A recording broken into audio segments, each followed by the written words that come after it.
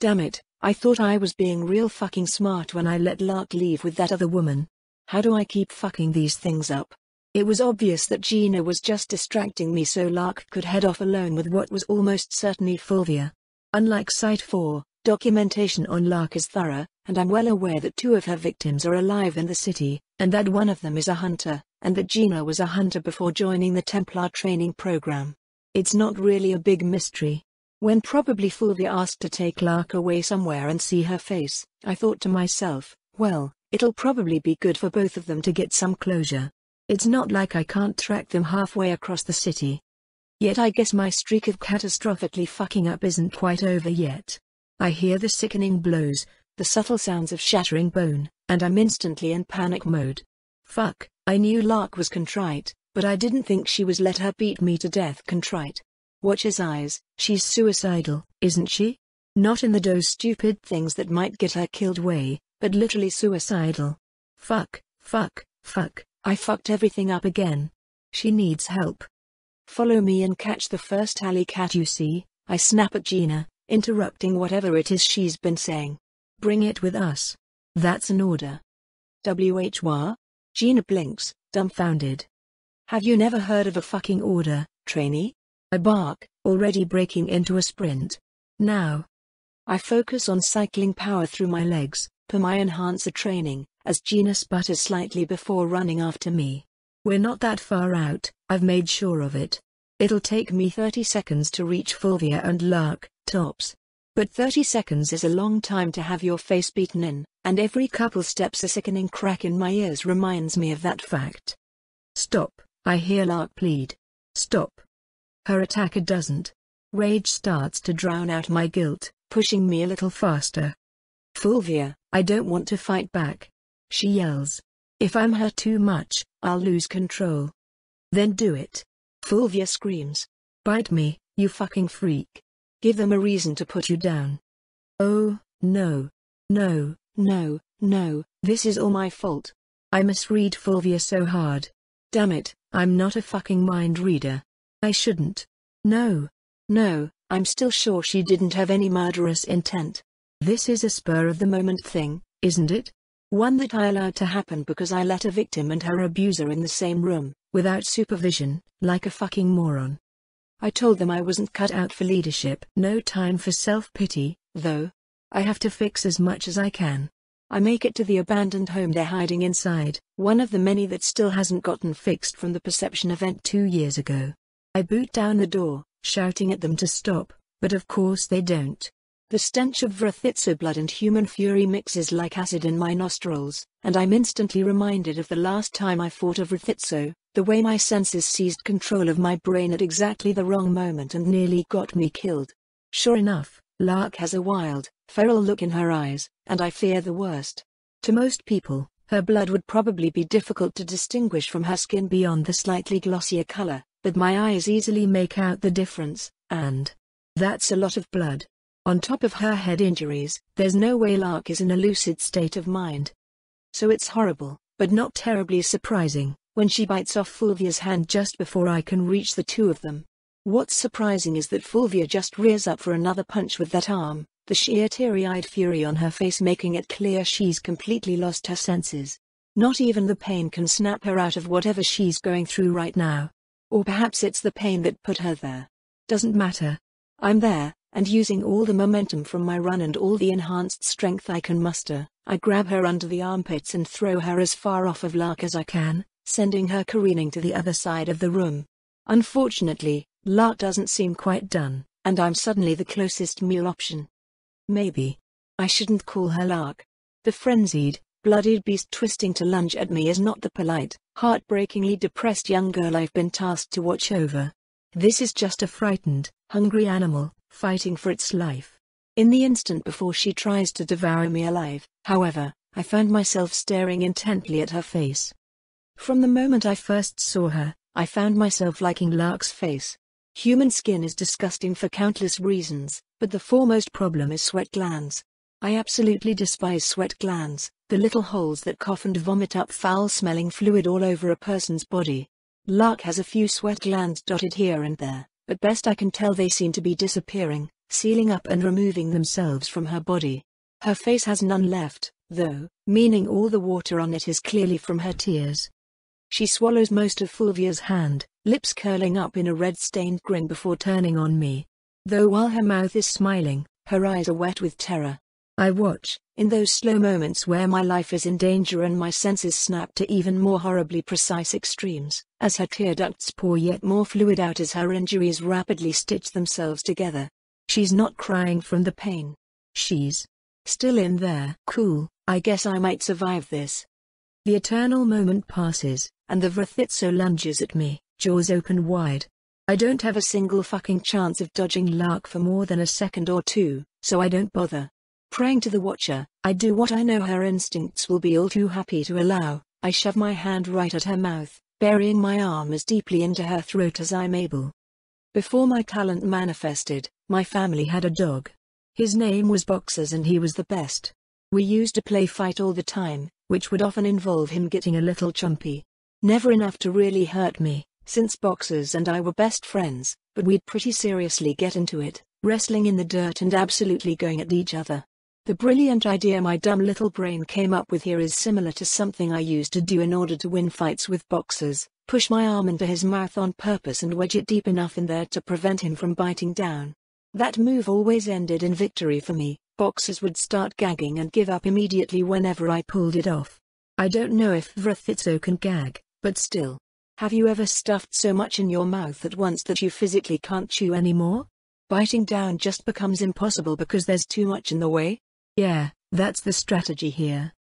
Now if this sounds like a stupid idea in general and doubly so against a Vrithitso, well, that's because it absolutely is. For one, I'm not play fighting with Lark, she's seriously trying to kill me. For two, her teeth are magically ultra sharp. Just by grazing them on the entry, my arm is absolutely torn open, large gashes opening up on both sides of it. That's mostly okay, though, because I fully expect to lose it. I'm fighting a fucking Vrithitso, after all. My whole team struggled with a weaker one than what Lark is reported to be capable of. So in my defense, I'd argue any plan that involves me getting horribly maimed isn't inherently stupid for that reason. Rather, any plan that doesn't account for the fact that I'm about to lose a limb at minimum is unrealistically optimistic. If I can gain an advantage by leaning into the inevitable here, I'm going to take it. Immediately, though, I run into a few problems. First, Lark apparently doesn't have a gag reflex. Even with her throat and windpipe blocked, she doesn't seem to give a single shit. Second, since her teeth can slide through bone like it's a gelatin dessert, she doesn't really have to worry about being unable to chew all that much. With enough struggling, she's going to shear my arm off anyway, as her teeth won't get stuck in my flesh if she jerks her head around. Third, once I stick my whole arm as deeply into her throat as I'm able, I feel my fingers disintegrate. Still, I press down on her lower jaw as much as I am physically capable, desperately trying to keep her mouth open and my arm intact long enough to get a sentence or two out. Fight it, Lark. I shout at her, forcing myself to form words instead of agonized screams. You don't have to do this. And that's it. That's all I can do. Buy time long enough for the person I know is still there to get herself under control and hope she doesn't fucking kill us all. If I'm lucky, eating my arm will even help her out with that. The reports say she's insisted that food helps her resist her urges. And I believe her. I've known too many sociopaths and liars to think that she's either. That fact is little consolation to the screaming agony that is my arm, though. Pain, so much pain. And pain is a problem. My talent drastically increases the precision at which I can discern things my senses pick up, as well as drastically increasing the range of things my senses can pick up in the first place. It doesn't really make any individual sensation more intense. The intensity comes from the fact that I'm just constantly picking up so damn much all the time. I feel heat and cold much more precisely than I used to, for example, and can pick up even the slightest fluctuations in temperature, but I am still comfortable in the same temperature ranges as before. Likewise, pain isn't any more painful than it was before my talent manifested. It's just a lot more precise. With horrid exactness, I feel every individual fracture in every individual wound. Each frayed tear of skin, each pulse of blood flowing outward, every movement of broken bone against bone. The knowledge of these sensations fills my mind to the brim, already stacked up alongside tracking Gina's footsteps, monitoring Fulvia's heartbeat and breathing, analyzing every minute scent in the air and twitch of Lark's body, and every one of the thousands and thousands of competing signals from the cacophony of the city, all crowding for my attention even as I face what may be my death. I feel them start to reach a tipping point. But if they spill into my mind now, if I have an episode now, it will be far, far worse than the last Vrithitso I lost my mind to. I'm keeping her jaw open as best I can, but she's thrashing around, sawing her teeth through me. It won't be long before I lose enough of a muscle or tendon for this to all be over. Come on, Lark. I beg her. Come on, you brave girl. Come back to me. In response, she grabs my face, jerks her head, and tears my arm clean off. I feel the strain on every tendon and muscle fiber, the near-synchronous snapping of every bit of flesh unlucky enough to not be cleanly severed by a tooth, the ripping of skin, and the chalky crunch of what bits of bone still held together, vibrations running up my shoulder and down my ribcage. It probably says a lot about how fucked up my talent is that the sensation is a relief. Having one giant wound just below my shoulder is so much less of a mental load than having my whole arm covered in deep, asymmetrical gouges.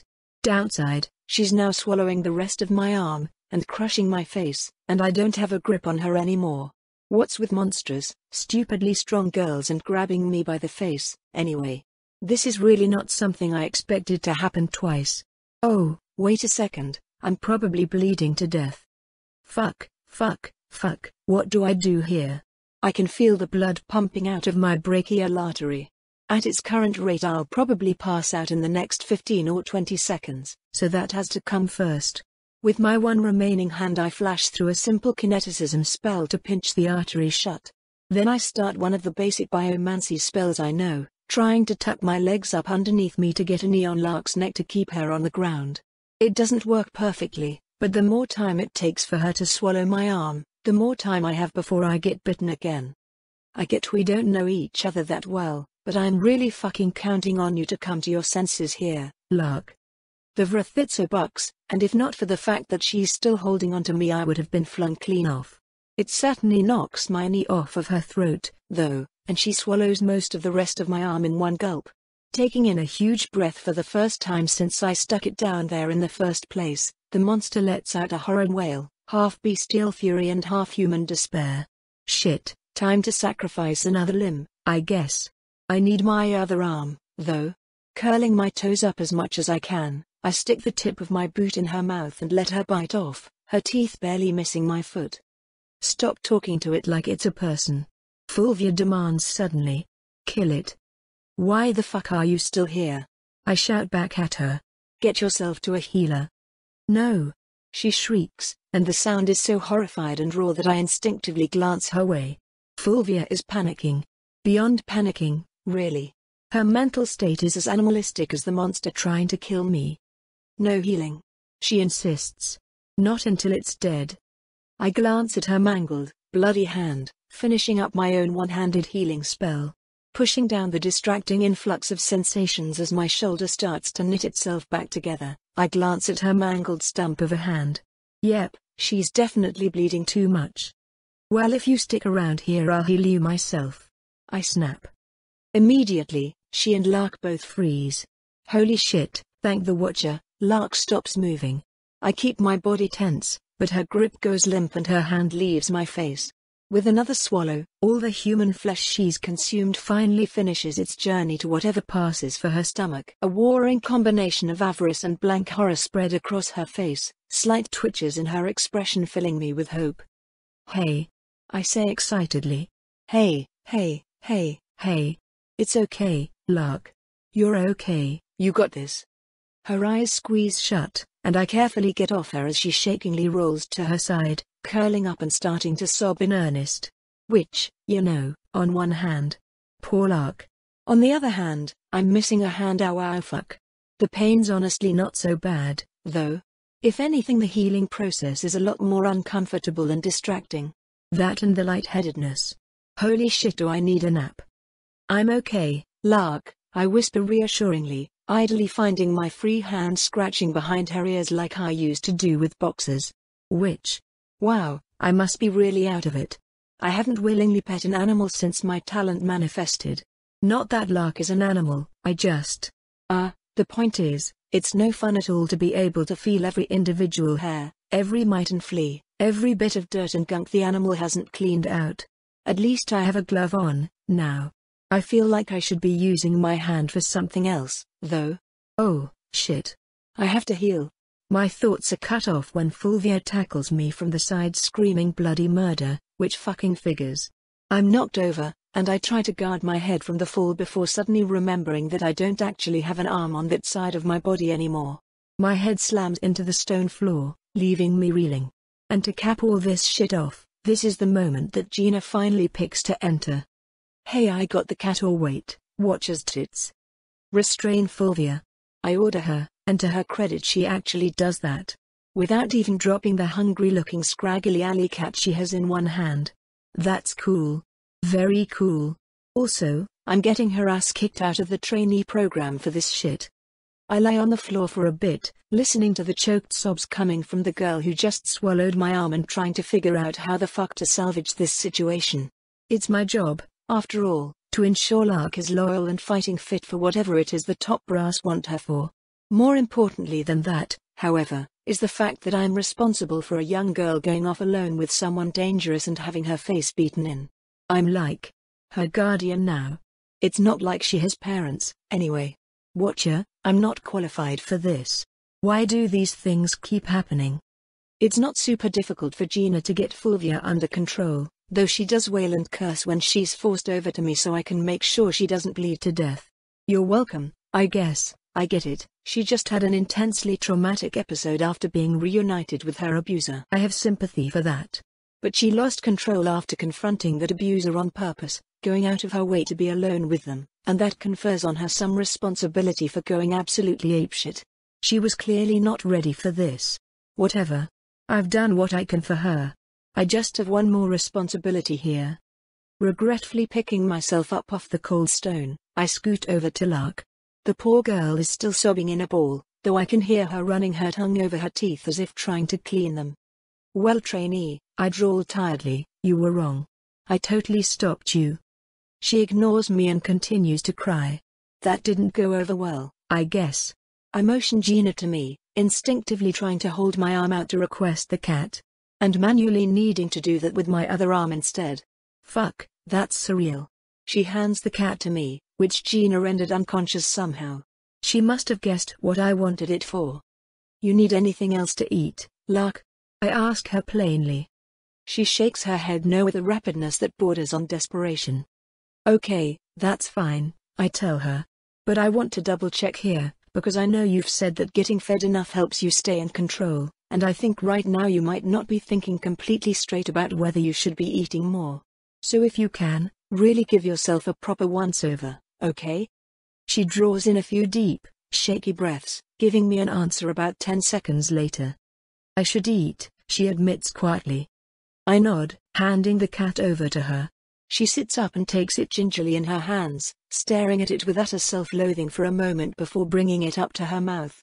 With startling precision, she bites off all 4 of its legs and its tail in rapid succession. She then swallows, shoves as much of the head and shoulders into her mouth as she can, and bites that off as well, placing what's left of the now dead torso on the ground next to her.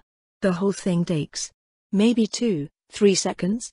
I watch as bits of anima fall down her throat alongside the flesh, noting how small they are even compared to the already tiny cat soul. That's relieving, and a quick glance at my own soul confirms it has taken very little damage. Thank the Watcher. Curling her knees up and resting her face against them, Lark continues sobbing. I leave her alone, my brain moving far too sluggishly from the adrenaline drop and blood loss to come up with the right words to say. Instead, my gaze meets Fulvia, who is no longer frantically raving and screaming. Instead she just glares at Lark and I with open hatred. It's fucking with you, she hisses. It's not a person. It's a sadistic monster that learned how to talk. I glance over at Lark again briefly before meeting Fulvia's gaze again, checking the part of her very few others can see. I see her soul, a sphere like a cracked blanket, smelling of fresh wood, somehow soft yet brittle. It looks, inarguably, like a human soul. Nothing like the non-humans at Site 4, or how I've been told a Rathitso soul appears. Maybe so, I admit, I'm no mind reader. But the thing is, maybe she's not. Maybe she's just a scared girl fighting with every ounce of her strength to not be the monster that hurt you. Maybe the things she did when she was just a few months old aren't who she is now. You don't know anything, Fulvia insists. You weren't there. You didn't get tortured over and over, day after day, body and soul violated over and over until I no longer knew who I was. There is nothing that can do that to a person and not be a monster to the core. Well, I think cores can change, I answer. Which kind of sucks, because it would be so much simpler if they couldn't. It's much more convenient, much more black and white to lay people out as good or evil, humane or monstrous, and guiltlessly punish the wicked. But that is not what the Watcher teaches us. People can change. People deserve an opportunity to return to the community, better than they were before their crimes. Punishment without rehabilitation is nothing but cruelty. But most people don't change, Fulvia growls. You really think a monster is going to? I shrug, startling myself at the lack of weight hanging from my shoulder. Most people don't have the right kind of help, I counter. But somewhere in her life, I think Lark did. Stop defending me, Lark whispers.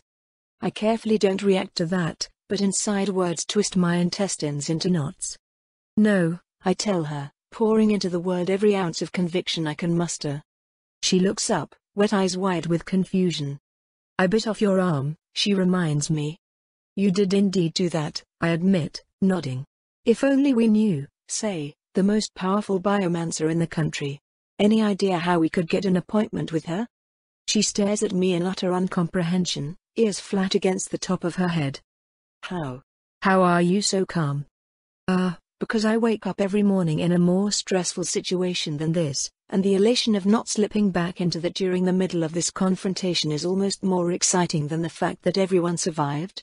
Because the intense pain in my shoulder is really just another sensation, and I've been learning to ignore those for so long that it barely registers. Because this entire situation is my fucking fault to begin with for not doing my job, and until it's over I will keep a brave face up for as long as you need one. All of those things are true, but none of them seem like a good answer to give at the moment. Lots of experience, I say instead. Believe it or not, I've been on more harrowing assignments than taking care of a kind young girl who offers to let people beat the shit out of her in hopes of making them feel better. You don't know anything, she whispers. I'm not kind. I wanted to. I know a lot more than you think I know, I say, cutting her off. I hear more and see more than you're aware of. Do you want me to get mad about my arm? Well, sorry, I don't really have the energy for it. It's way fucking easier to just say I forgive you. Fuck you, Fulvia hisses. Fuck you both. Okay, well, she doesn't agree, I drawl tiredly. Which is fair.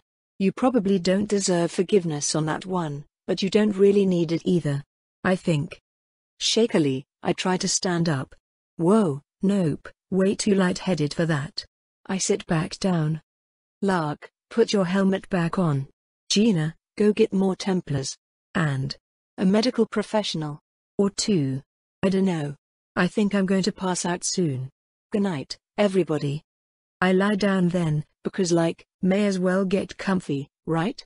Floor comfy. Wow, I'm out of it. Don't start another fight while I'm out, okay? I yawn, hearing the words come out of my mouth slurred and slow. Only got one more arm. I'm not sure exactly when I fall asleep, but I'm not enough of a coherent person to worry about it when I wake up. Filter, filter, filter. Sterile smells, numb body, multiple synchronized heartbeats, zero outside sounds. I come back to myself far faster than usual, as wherever I am just doesn't seem to have much for my senses to latch onto. With, of course, the exception of First Lady Penelope Vesuvius. Did she set up silencing spells around where I'm resting to help me wake up? I open my eyes, and sure enough she's there, waiting for me to do just that. She smiles like a viper, though I instinctively give a soft smile right back. Sup, I grunt. She chuckles, grinning wider and showing off her pointed teeth. Hello to you too, Inquisitor Captain, Penelope answers. How are you feeling? Good question. How am I feeling? Mostly numb, so. Pretty great, all things considered. I decide. I wish I could wake up inside whatever sensory deprivation thing this is every morning. How's the kid? Lark? Penelope asks, tilting her head. She's perfectly fine. Physically, anyway. She's obviously distraught, but entirely returned to her senses. Now, let's see if we can say the same about you, A slew of standard medical tests follow that up, and Penelope eventually concludes that yes, except for my arm, I'm healthy enough to function. After slurping down a bunch of largely tasteless nutrient goop, I'm pretty sure she made it tasteless specially for me, which is very nice of her. I'm feeling a lot better in general. Right, so, down to business, Penelope says, and I focus on her immediately. In your honest opinion, what would happen if Lark and Vita fought? I blink in surprise. It's an odd but simple enough question, I suppose. Lark would probably get her ass kicked. Even if she could kill that ridiculously tough girl, Vita's a lich, so she could just steal a nearby. No, wait. Lark's bite deals a frighteningly large amount of soul damage. I'm certain of that. I think. I quickly flick through the soul sight spell under the covers of the cot with my one remaining hand, checking my own soul. Oh yeah, wow. I'm surprised I can function with that big chunk bitten out of it. If Lark had gotten more than one limb, I probably couldn't have woken up. I think it could be legitimately dangerous for Vita, I admit. Lark's bites are scary, anime-wise. It'd be dangerous for Lark too, though. Vita is terrifyingly strong. I see, Penelope muses, her lips pursed as she watches me carefully. Well, that's somewhat good news, I suppose. Lark is being groomed as our anti-lich weapon, so your superiors will be happy to know that their operation has a good shot at success as long as Lark gets proper support. I raise my eyebrows with surprise. You know about liches, Lady Vesuvius? I ask. Something about the question feels odd to me, but I can't quite put my finger on it. Of course, she answers easily. I'm a first lady. We were all briefed about the situation with Vita and ours recently. Dreadful stuff. It's increasingly fortunate we have Lark, isn't it? I suppose so, I hedge. As far as I'm concerned, we should probably just leave Vita alone, but I doubt that's a welcome opinion to go spreading around more than I already have. I just hope everyone ends up okay.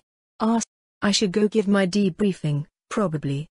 Oh, no you don't, Lady Vesuvius chides. You should rest in bed. 3 days bed rest, no less. You're still healing.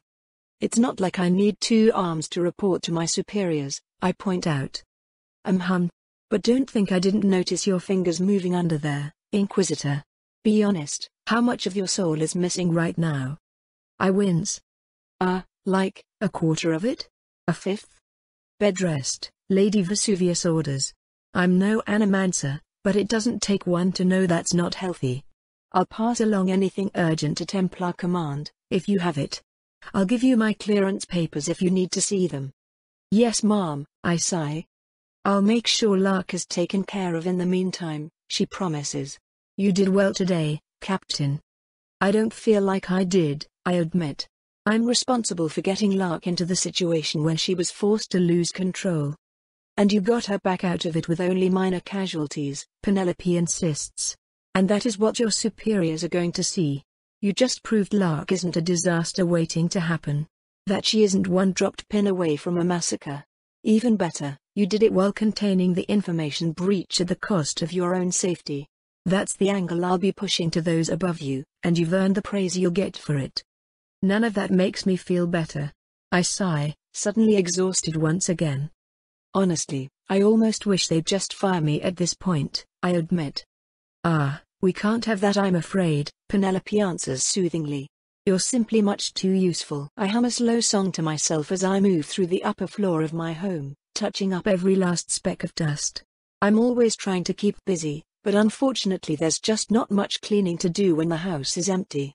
Theodora, Margaret, and precious Vitamin all left to live in the forest with their true love, and I hardly blame them for it. I'm jealous, actually. But all 3 of them are exceptionally messy, not to mention exceptionally good friends, leaving my days full of things to do and people to do them with when they were here. I'm not used to how lonely the house is without the others.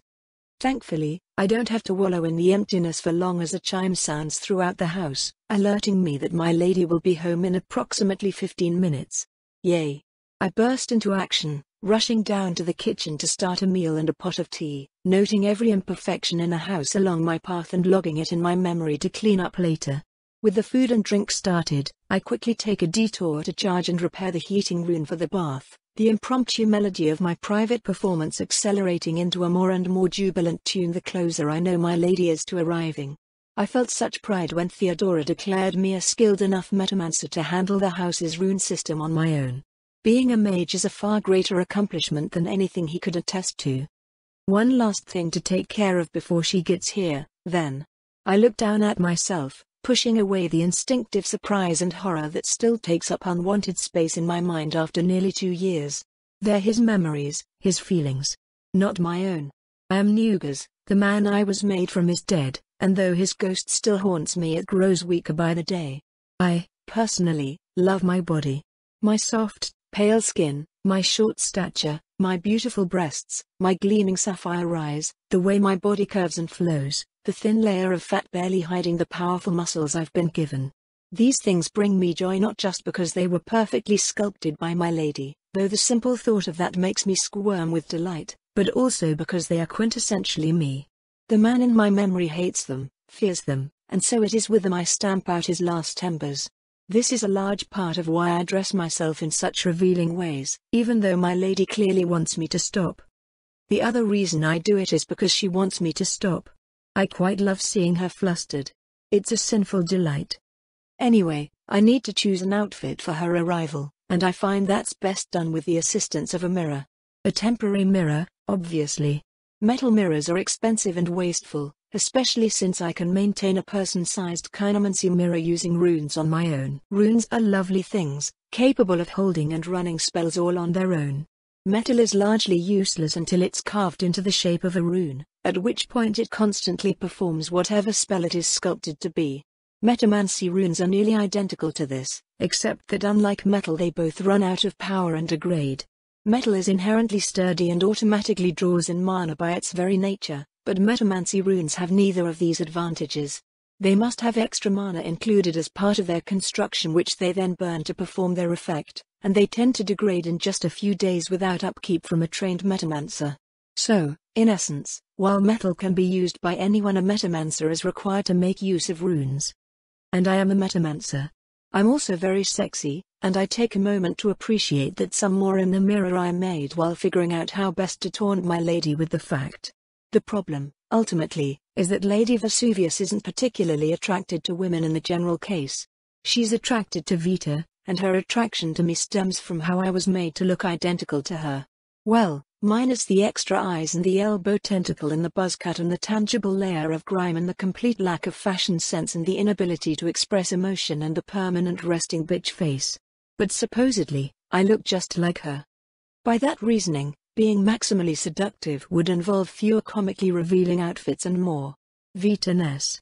My lady has confessed to me in private that part of what makes my creation such a mistake is that Vita's appearance never truly mattered. It was the feeling of being so known and yet still accepted, the vulnerability of having her mask removed and not coming to harm, that ultimately made her fall in love. So I think I could certainly trigger an instinctive arousal if I mussed up my hair and started looking at everything with a completely blank expression, but ultimately I don't want her to love me as a sexual surrogate for her girlfriend.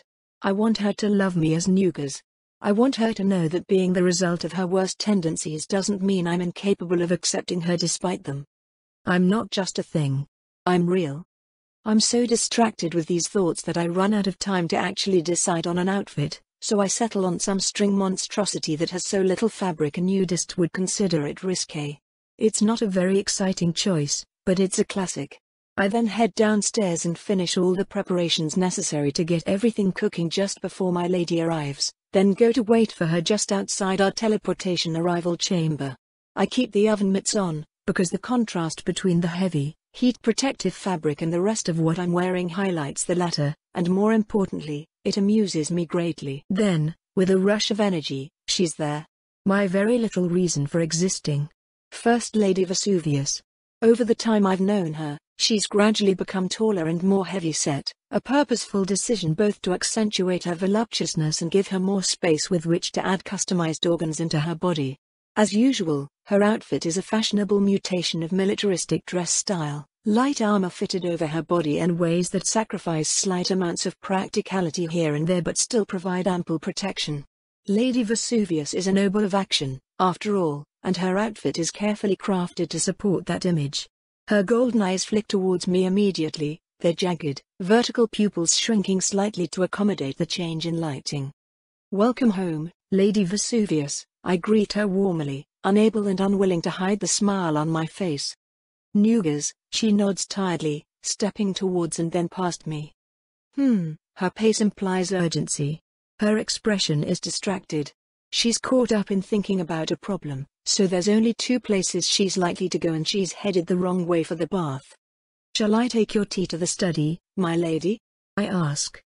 "Yes, please," Penelope confirms. "Thank you, Nugas." I beam, her words sending a rush of joy out from my heart and through the tip of every limb. "It is my pleasure, Lady Vesuvius," I assure her. And it truly, truly is. I already feel my mood improving drastically as a result of Lady Vesuvius' presence. When I was first created, when I stopped being a man rejecting my name and became Nugas in truth, everything reversed. I no longer spent the days in my cell in agony, fearing the moment my lady would arrive. Instead I spent them in anticipation, yearning for the burst of joy that fills my body on the sight of her. The effect has dampened over time, but that just makes it feel more natural. More me. I regretfully break off from her path, heading to the kitchen to retrieve the tea and a few light snacks to tide her over until the meal is ready. Then I'm off to her study, where I find her rapidly scribbling out plans and contingencies over multiple pieces of paper that span nearly her entire desk. My lady's study is always exceptionally tidy. Lady Vesuvius herself is by far the least messy member of the household, after myself, but this is partially due to the general barrenness of the area. Certainly, she has bookshelves full of reference material, and her desk is outfitted with a wide variety of different writing materials, runes to adjust the heat of the room, and a dozen other practicalities and comforts. The only truly personal object, the one thing that serves no purpose other than aesthetic, is a preserved human eye. Its sclera is white like a normal human's, but its iris is the same brilliant blue as my own. "Your tea, my lady," I announce, placing it down on the small table next to the desk designated for food. "Thank you, Nugas," she answers without looking up. I flush with joy again, though this time it's tempered with a bit of worry. "Are you all right, Lady Vesuvius?" I ask. "You're being unusually polite today." "Yes, Nugas, everything's." She starts automatically, then trails off, blinking with confusion once before looking up at me. "Does me saying thank you make you assume something is wrong?" she asks incredulously. "Yes, my lady," I nod. "You're always more polite when feeling particularly contrite. Have you done something you regret?" She stares at me for a moment, then lets a huff of air out of her nose. "Today?" she asks dryly. "I suppose that's yet to be determined. Lark and Elisaveta ended up in my office today, the latter missing an arm and a chunk of soul thanks to the former. Which left me needing to make a snap decision about the decontamination protection plan." I frown slightly, nodding with understanding. "So you modified her memory with animancy," I conclude. "I did indeed," Penelope sighs. "How could I not? It was the perfect opportunity. She can't reveal my crimes under decontamination if she doesn't know about my crimes anymore. But removing memories would leave obvious, easily noticeable chunks of her soul missing. Unless, of course, it's expected for her to be missing parts of her soul due to a Vrithitso attack," I finish for her as she trails off. "Yes, that makes perfect sense. But when you tried to remove my memories, I simply got them back when my soul healed because they're still contained within my brain. What changed?" "Former Inquisitor Captain Manus," Lady Vesuvius explains. "He showed me how to make it permanent. Permanent memory alteration leaves a permanent mark on the soul, however, because it doesn't remove the memories from the brain, it merely blocks the person from thinking about them. But Elisaveta already has a memory-blocking mark on her soul, and the Inquisition already knows about it. I co-opted that one easily enough." "Clever, my lady," I beam. "Now that you're able, you wouldn't be planning to remove any of my memories, would you?" She stares at me for a moment like I've grown a second head. "No," she promises with the weight of finality. "Never." "Oh. That's unfortunate." I struggle to hide my disappointment as I change the subject. Well, as convenient as it is, this still seems like a situation where a lot could go wrong, I say.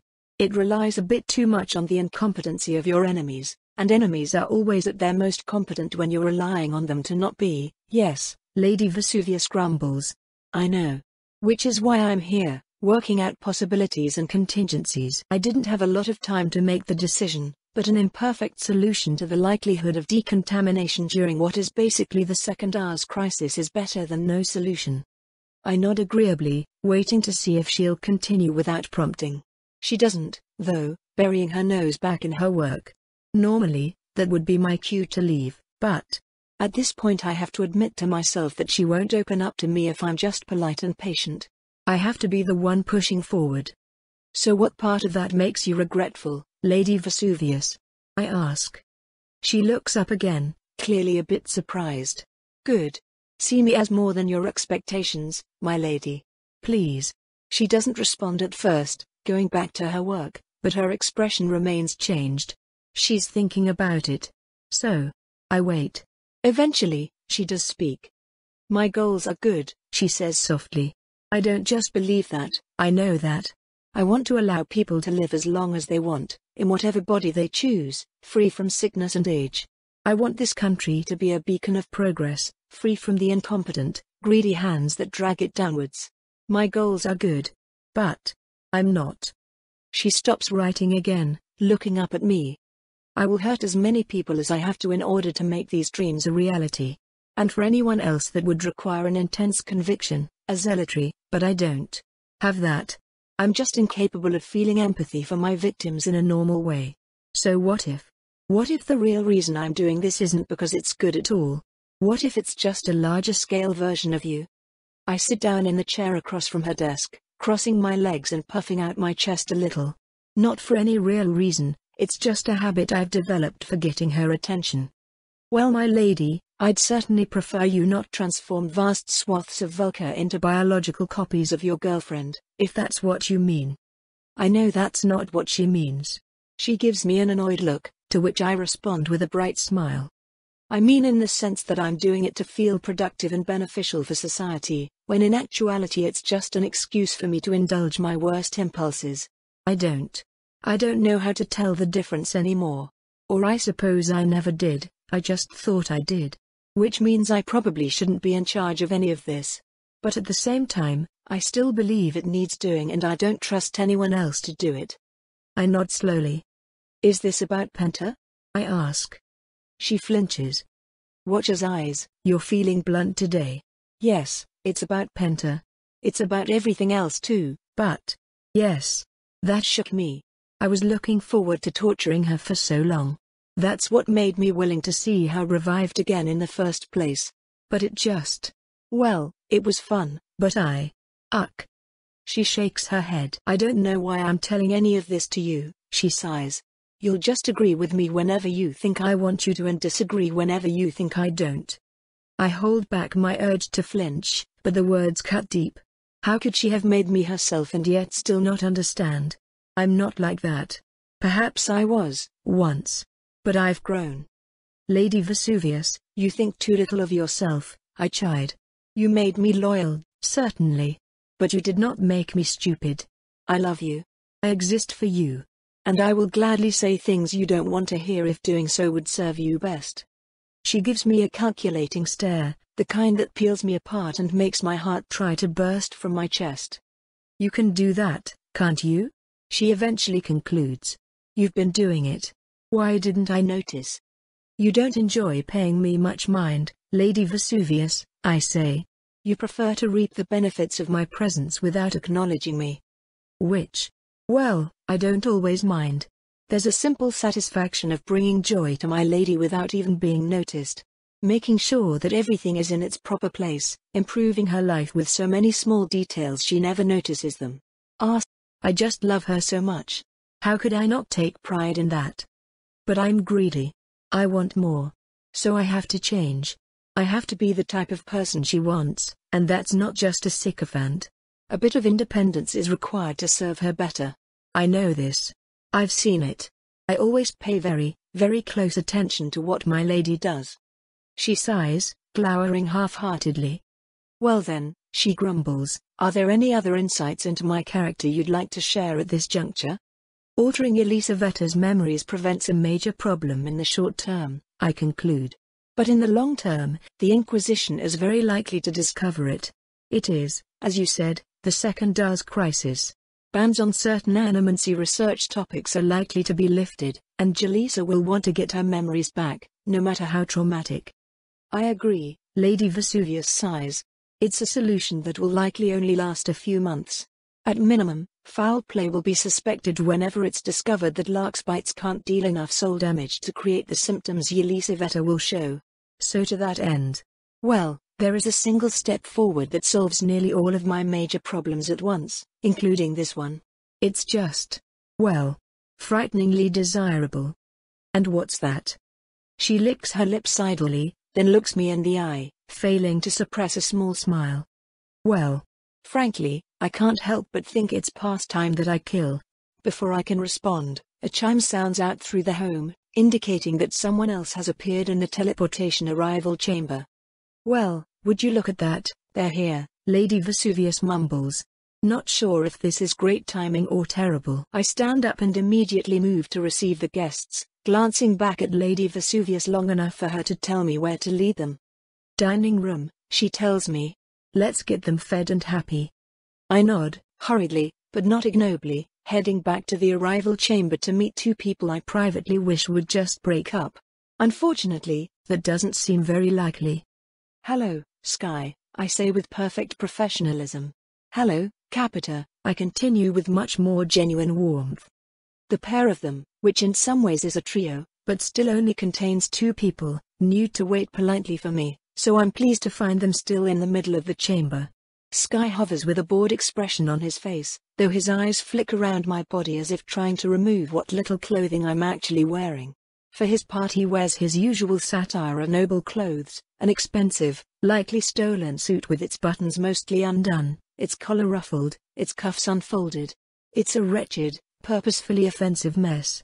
Capita, for her part, dresses much more nicely, in that she's actually wearing a pair of identical yellow warm-weather dresses, which is unusual for her. The dresses, anyway, not the fact that they're identical. Capita always dresses both of her bodies with exactly the same outfit, and will frequently fiddle with her clothing to ensure that both sets are ruffled, wrinkled, tucked or untucked in exactly the same places. I once saw her spill tea on herself by accident, then immediately her other body spilled tea in precisely the same place, on purpose, and she was still distraught that the stains weren't the same. Nugas. Capita beams, rushing forward to hug me with both of her bodies. How is my favorite honorary sister? I'm doing quite well, Capita, I answer, returning a hug with one of her in each arm. It has been a bit lonely without my revenant friends, though I still talk with them regularly. And Margaret has nearly perfected the teleportation circle, so I will be able to visit soon. That is wonderful. Capita beams, squeezing me tightly. I was worried you'd be stuck here with me gone. Gone? I ask, tilting my head. Where are you going? That's what we're here to talk with Penelope about, Sky grunts. So if you could just take us to her? I don't lower at the rude floating man, because Capita likes him and my former self did not, which are both excellent pieces of evidence that he can't be all bad. I cannot for the life of me understand what his redeeming qualities might be, but that is an issue for later.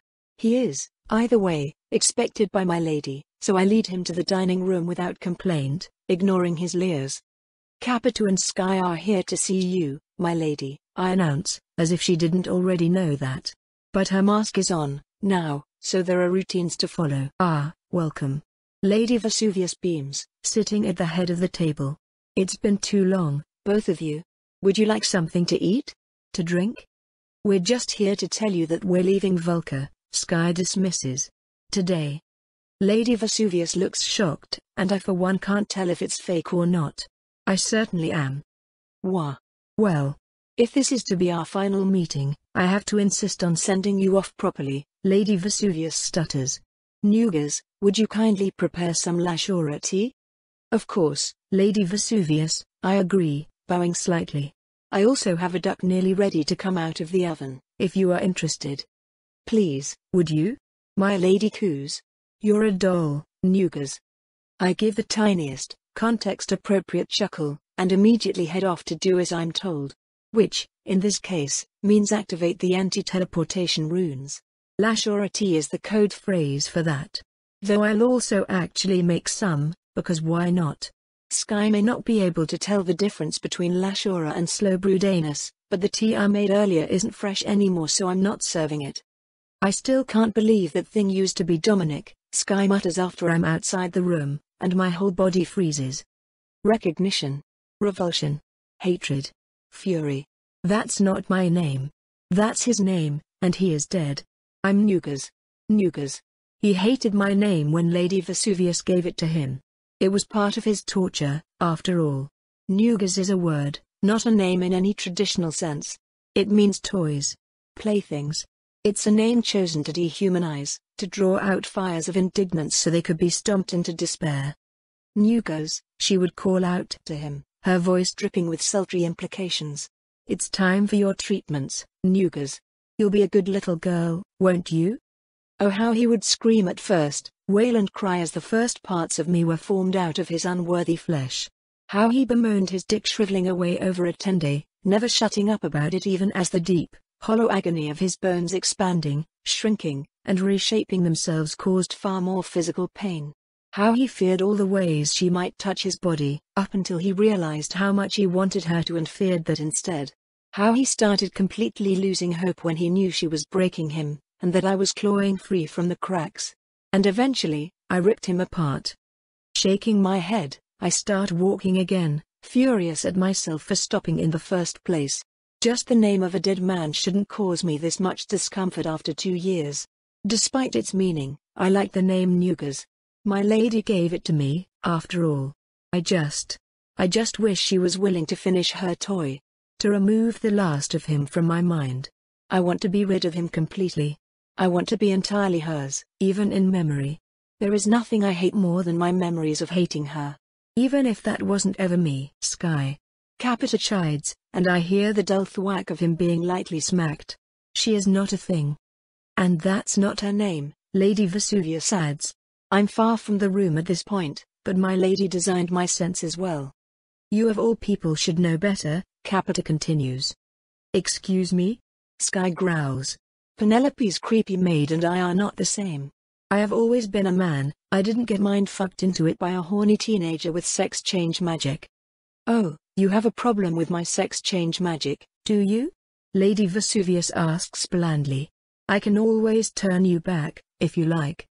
And are you saying someone that is mind-fucked isn't as good as someone who has always been the way they are? Capita hisses dangerously. There's a pause of silence as Sky takes a moment to fully soak in how completely screwed he is, which I enjoy from a distance as I activate the runes that will trap him and Capita in this manner. Okay, Sky eventually says. I can admit when I've made a titanic mistake. Statement withdrawn. I'm just saying, it's always weird to think about. Be that as it may, I'll thank you not to say that name in this household, Sky, Lady Vesuvius insists firmly. She can hear you, you know. Wait, really? Yes. There's another pause. Fuck, Sky ultimately concludes. Indeed. He's lucky I'm too good a host to spit in his tea. I suppose if there's one thing on which I can agree with Dominic, it makes me feel awful just to think his name, it's that Sky deserves what's coming to him. I truly hate the man. And not just because he's had sex with Lady Vesuvius. Though that doesn't help. That all aside, Lady Vesuvius deftly transitions. It's sad to hear you're leaving. May I ask why? Because the artist lives, Capita hisses. He seeks me. He wants me to serve him again. I won't. We're done with all this shit, Vesuvius, Sky sighs. We just want a safe place to live our damn lives, you know? We're just gonna hole up, be together, maybe you know. Start a family, Capita whispers. I walk into the room carrying the tea just in time to see Lady Vesuvius' eyebrows raise with surprise. Oh, are you planning to? No, she corrects herself. This is too sudden to be a future thing. Capita, are you pregnant? Each of Capita's bodies nervously glance at the other, then at Sky. Yes, I suppose I would be nervous as well if Sky was about to be responsible for raising my child. I suppose I probably can bear a child, if I wanted to. That's odd. And a bit uncomfortable. I've never really thought about it before.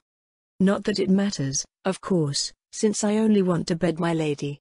I voice none of these thoughts, of course, as I'm quite busy passing out the tea.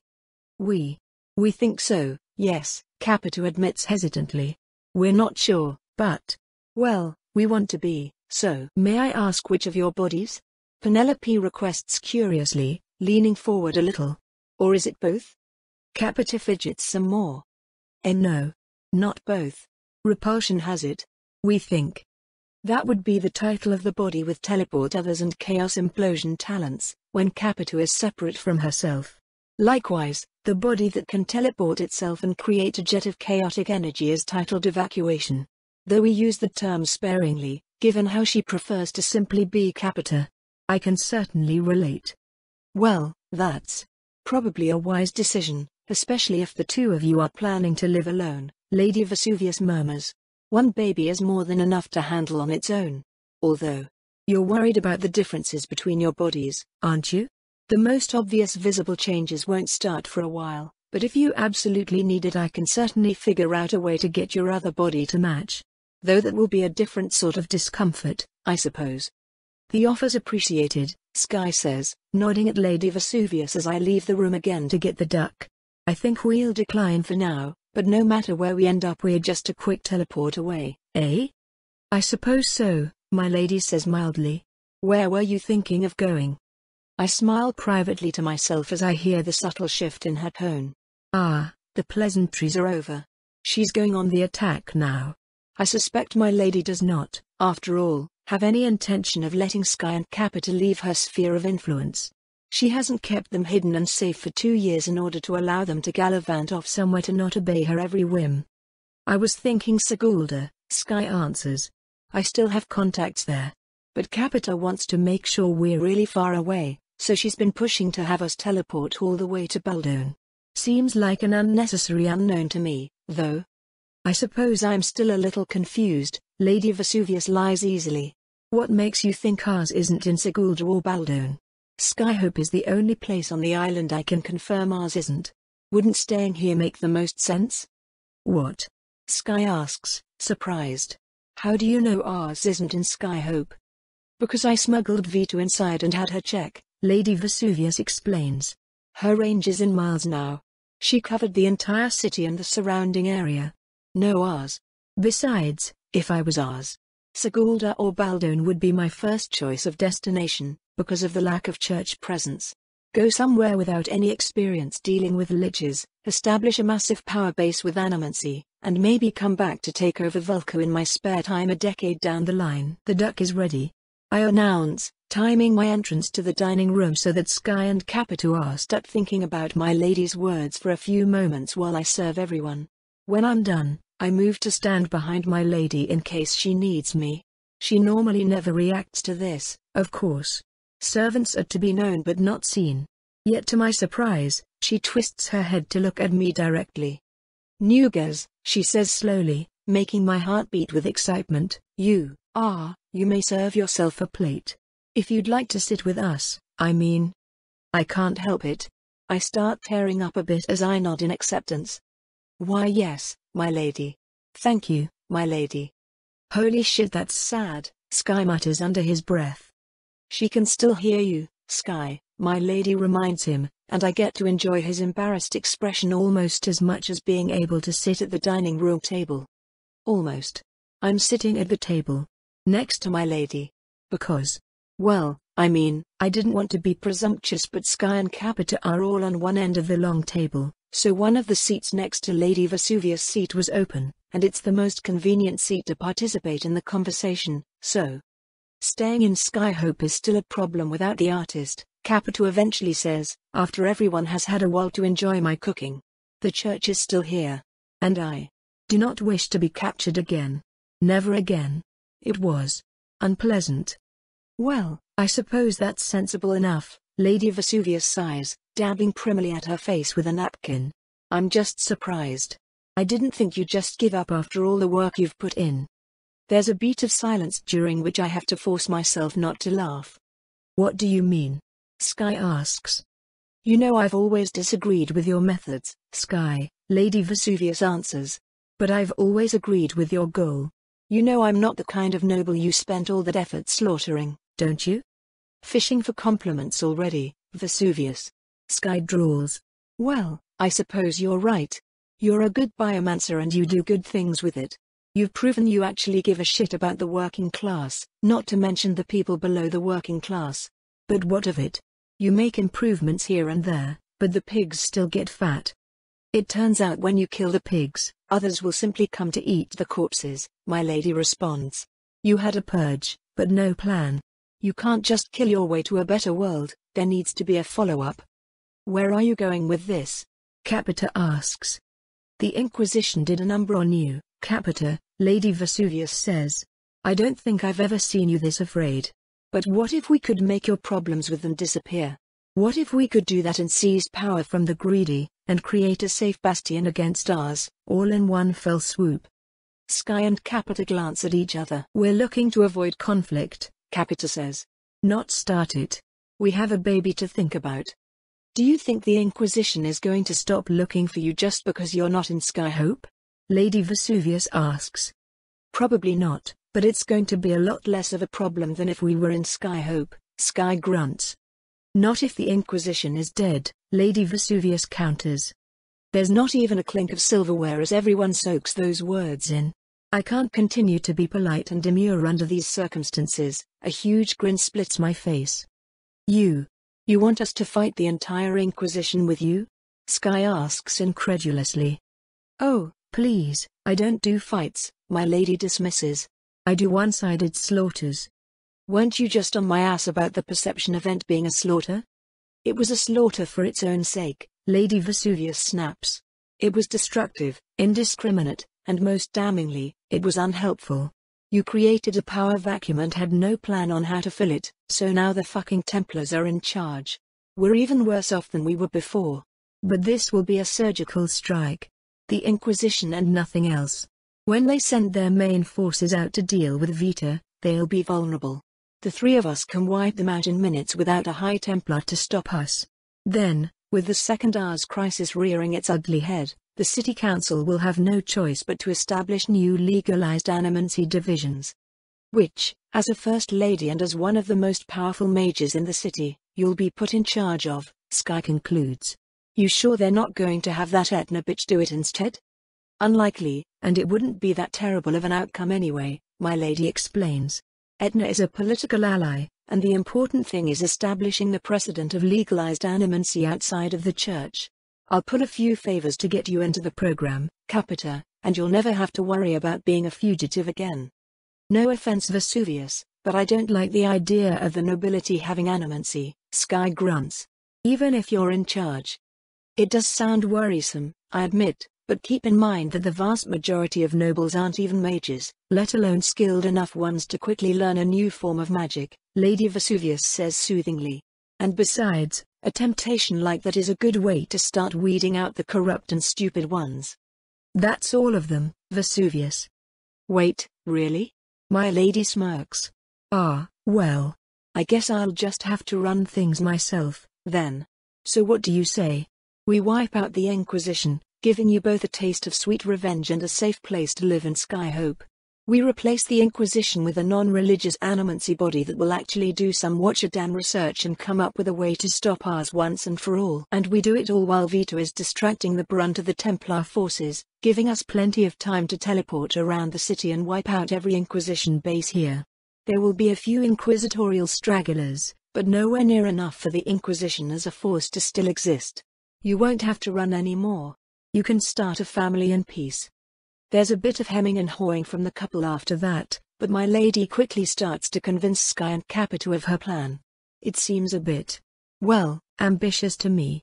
3 people against the entire Inquisition? Or is my lady going to recruit more? Either way, I suppose if there's anyone that can get away with this level of ambition, it's my lady. Eventually, she tells me that everyone has done with the tea, I believe, so I nod, collect the teapot, and leave the dining room so I can deactivate the anti-teleportation runes before Capita notices them. I doubt that my lady intended to take no for an answer, but she always prefers willing participants in her schemes to ones she has to strong-arm. Both of them are probably already infected with something that will make disobedience difficult, but until they disobey there's no reason for them to know about it. I decline to rejoin the table, busying myself with cleaning up after dinner and other tasks. About an hour later, Sky and Capita depart. I return to the dining room to find my lady slumped over in her seat, massaging her temples. I am exhausted, she announces. The bath is hot and ready for you, Lady Vesuvius, I respond easily. Oh, thank the Watcher, my lady groans. What would I do without you, Nugas? I suspect you'd probably torture a lot more people, Lady Vesuvius. I answer cheerfully. She chokes, coughing a little as she starts to stand up. I opt not to react to that, continuing to smile and stand perfectly still. I suppose you're right? My lady eventually concedes. You can certainly torture me if you'd like to, Lady Vesuvius, I offer, eagerly hoping she takes me up on it. No, she unfortunately waves off, starting to walk out of the room. No, that's quite all right. I can't help it. As she passes me in the doorway, I lean over and stage whisper into her ear. It's awfully cruel of you to make me want something so much, but never give it to me. She stares at me in terrified silence for a moment, then turns and continues walking towards the bath. Letting out a slight giggle, I follow from my proper place behind her. It's hard to imagine Capita and Sky raising a child, my lady says idly. It reminds me, actually. Did you know that Vitamin considers you to be my daughter? I laugh again. I did know that. She's very cute, isn't she? But she's wrong, of course. You could never be my mother. My lady nods at that, seeming relieved. You are my goddess, I continue. You crafted me from living clay, not as a child but as a fully new being. In every sense of the phrase, you are the reason for my existence. It would be silly to consider you nothing more than a mother. She cranes her head back to stare at me again. I give her my best smile. I do love it when you look at me seriously, Lady Vesuvius, I tell her. She seems to consider something for a while, then faces forward again, away from me.